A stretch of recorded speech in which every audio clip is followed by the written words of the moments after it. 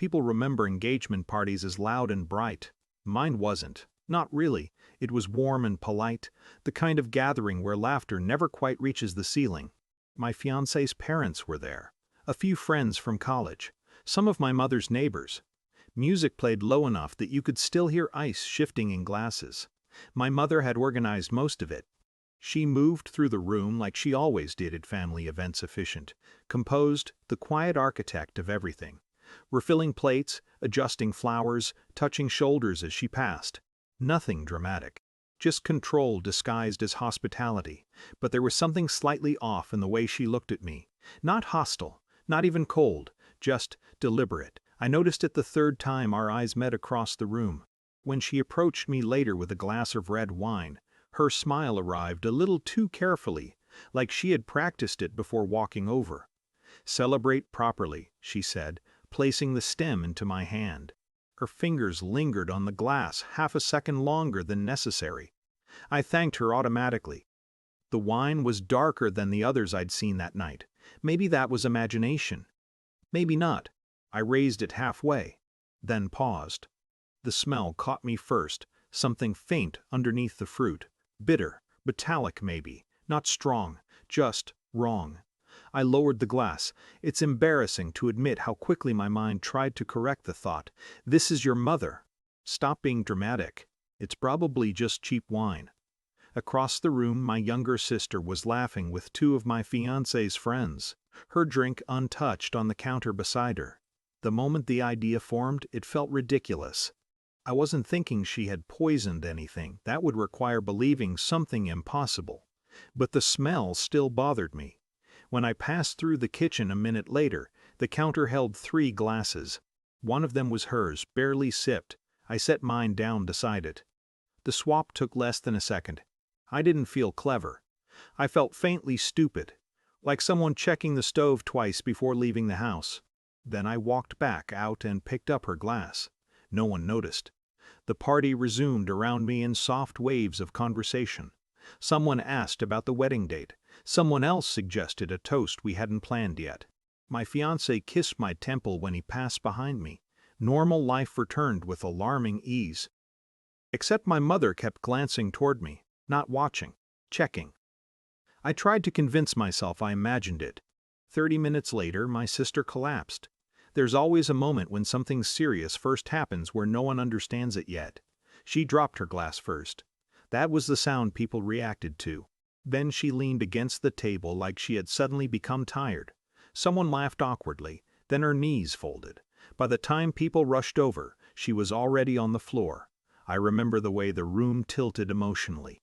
Conversation stopped all at once, like someone had cut power to it. "Did she faint?" someone asked. A guest knelt beside her, lifting her shoulder. Her head rolled sideways in a way that made my stomach tighten. My fiancé was already dialing emergency services. I stood very still. My mother arrived last, not running, just moving quickly through people. Her expression didn't look panicked at first. It looked calculating. That's the only word I've ever been able to find for it. Then the panic came. Paramedics arrived faster than I expected. Their presence shifted the room immediately. Their voices were calm, direct, uninterested in the emotions filling the house. "What has she had to drink?" Someone pointed toward the table. One of them picked up the glass my sister had been holding earlier. The smell reached him almost immediately. He paused. "Was this wine open tonight?" No one answered right away.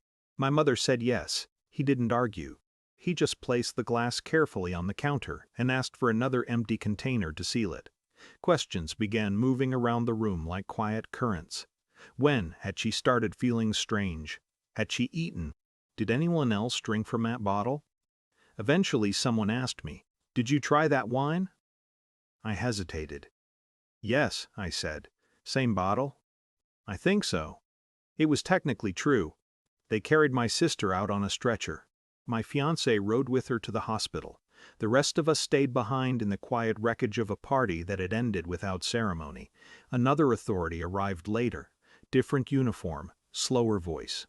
They took the sealed container with the wine. My mother sat at the kitchen table answering questions. Her composure was almost intact.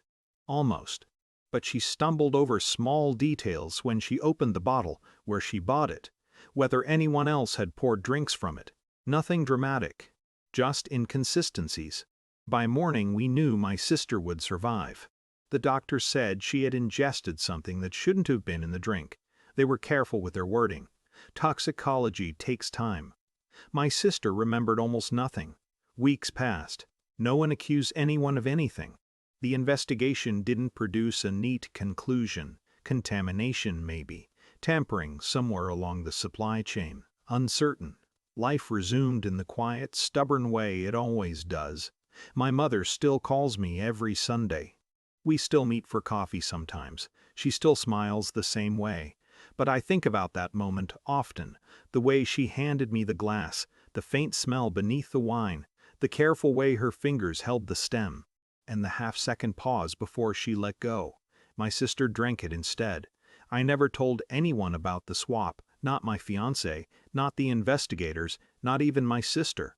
Sometimes when my mother looks at me now, I wonder if she knows. Not what happened, but what almost did, and whether she realizes that I remember every detail of the smile she gave me before placing that glass in my hand.